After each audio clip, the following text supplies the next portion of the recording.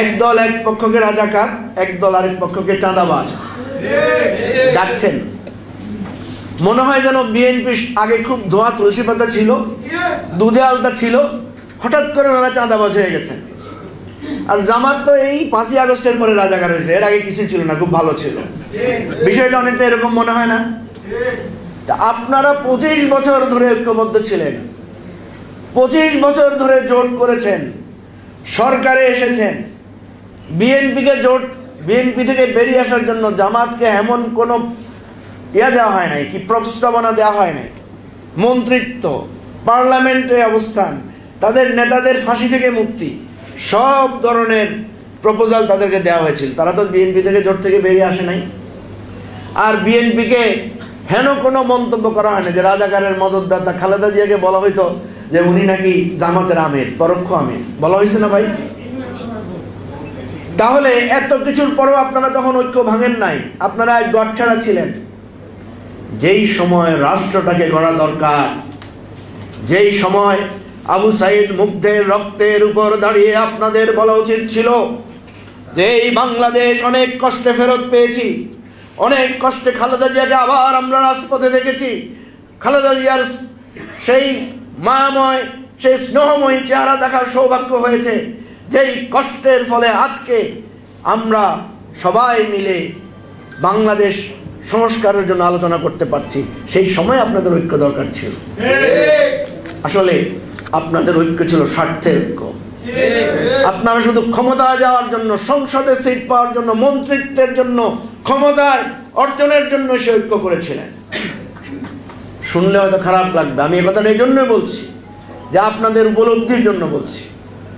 সবাই মিলে একসাথ হয়ে, একজোট হয়ে এই নিশানাকে আমরা করতে পারি না যে আমরা এই দেশটাকে একটা সুনির্দিষ্ট জায়গায় নেওয়ার আগ পর্যন্ত কে রাজাকার, কে চাঁদাবাজ, কে শিলং থেকে আসছে, কে কে কোত্থেকে আসছে, এই ধরনের বিতর্ক বাদ দিয়ে আমাদের এখন প্রশ্ন কি অন্যটা হইতে পারে না ভাই? সুতরাং আমার আজকে অনুরোধ থাকবে যে আমরা কে জেলে গিয়েছি, কে আহত হয়েছি, কারা শহীদ হয়েছে, কে কাকে হারিয়েছি, সবাই আমরা আজকে ভালো অবস্থায় আছি। বাংলাদেশে আওয়ামী লীগের পতন আগেও হয়েছে, কিন্তু প্রত্যেকবার আওয়ামী লীগের পুনরুত্থান ঘটেছে এই বিএনপি এবং জামাতের ভুলের জন্য। বিএনপি এবং জামাতের আপনি যদি বিগত সময়ের সেই 86 থেকে 91, যারা এখানে বয়স্ক আছেন, 86 থেকে 91, 91 থেকে 96, 96 থেকে তারপরে দেখেন, তাহলে দেখবেন এই তাদের ভুলের ফাঁক দিয়েই এরশাদ এবং শেখ হাসিনার পুনরুত্থান ঘটেছে। কালকে আপনারা দেখেছেন জামাত 10 লক্ষের বেশি লোক নিয়ে সমাবেশ করেছে, দেখেছেন না কত সুশৃঙ্খল? এর আগে আপনারা ইসলামী আন্দোলন বাংলাদেশের সমাবেশ দেখেছেন না, সেটাও খুব সুশৃঙ্খল। এর আগে বিএনপির তারুণ্যের সমাবেশ দেখেছেন না? আচ্ছা, এই 3টা দল মিলেই যদি একটা সমাবেশ ডাকতো, হাসিনার পতন হয়ে যেত না? হয়তো কিনা? এই 3টা দলের লোকেরাই যদি ঢাকা অভিমুখে মার্চ করত, যতগুলো লোক বিএনপি এবং জামাতের এই গণ অভ্যুত্থানে জীবন দিয়েছে, নেতৃত্বে তো ওনারা ছিলেন না, নেতৃত্বে ছিলেন বৈষম্য বিরোধী ছাত্র আন্দোলন, বা তারও আগে যেটা রাশেদ বলেছে যে এই নেতৃত্ব আসলে উৎপাদন হয়েছে 2018-তে আমাদের কোটা সংস্কার আন্দোলনের মধ্য দিয়ে। এবং কোটা সংস্কার আন্দোলনে 18-তে এটা গণ অভ্যুত্থান হতে পারত, কিন্তু আপনারা দেখেছেন সে সময় বারবার রাজনৈতিক দলগুলো বলেছে আমরা এই আন্দোলনের সাথে নাই। আমি ওনাদেরকে ছোট করছি না, ওনারা নাই হয়তো ভালো নিয়তেই করেছেন, কারণ ওরা চেয়েছেন, আমি জানি। তখন নুরুল হক নূর আবির্ভূত হয়েছিলেন, রাশেদরা আবির্ভূত হয়েছিলেন এই দেশ এবং জাতির একটা নতুন দিশা হিসাবে, যে এই তরুণরাই পারবে বাংলাদেশকে বদলাতে। কিন্তু সেই সময় রাজনৈতিক দলগুলোর পরিকল্পিত, এখন যারা বলছেন ওনারা বিভিন্ন ছক এঁটেছেন, তখন আপনাদের এই ছকটা হাঁটেন নাই কেন? আমি তো এই ওয়েভের চাইতে ওই ওয়েভকে বেশি দেখি, ওই ওয়েভটা অনেক বেশি ভাইব্রেন্ট ছিল, এটা আপনাদের মনে থাকার কথা। তখন আমরা এত গণমাধ্যমের ইয়া ছিল না, তখন এই ফেসবুক ইউটিউব দিয়েই আমাদের এই গণ জাগরণটা তৈরি হয়েছে।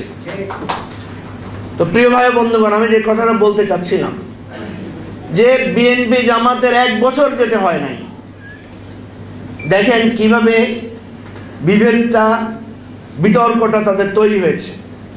এক দল এক পক্ষকে রাজাকার, এক দল আরেক পক্ষকে চাঁদাবাজ ডাকছেন। মনে হয় যেন বিএনপি আগে খুব ধোয়া তুলসী পাতা ছিল, দুধে আলতা ছিল, হঠাৎ করে ওনারা চাঁদাবাজ হয়ে গেছেন। আর জামাত তো এই 5ই আগস্টের পরে রাজাকার হয়েছে, এর আগে কিছু ছিল না, খুব ভালো ছিল। বিষয়টা অনেকটা এরকম মনে হয় না? তা আপনারা 25 বছর ধরে ঐক্যবদ্ধ ছিলেন, 25 বছর ধরে জোট করেছেন, সরকারে এসেছেন, বিএনপি থেকে বেরিয়ে আসার জন্য জামাতকে এমন কোনো দেওয়া হয় নাই, কি প্রস্তাবনা দেওয়া হয় নাই। মন্ত্রিত্ব, পার্লামেন্টে অবস্থান, তাদের নেতাদের ফাঁসি থেকে মুক্তি, সব ধরনের প্রপোজাল তাদেরকে দেওয়া হয়েছিল। তারা তো বিএনপি থেকে জোট থেকে বেরিয়ে আসে নাই। আর বিএনপিকে হেন কোনো মন্তব্য করা হয় না যে রাজাকারের মদতদাতা খালেদা জিয়াকে বলা হইতো যে উনি নাকি জামাতের আমির, পরোক্ষ আমির, বলা হয়েছে না ভাই? তাহলে এত কিছুর পরেও আপনারা যখন ঐক্য ভাঙেন নাই, আপনারা এক গড়ছাড়া ছিলেন।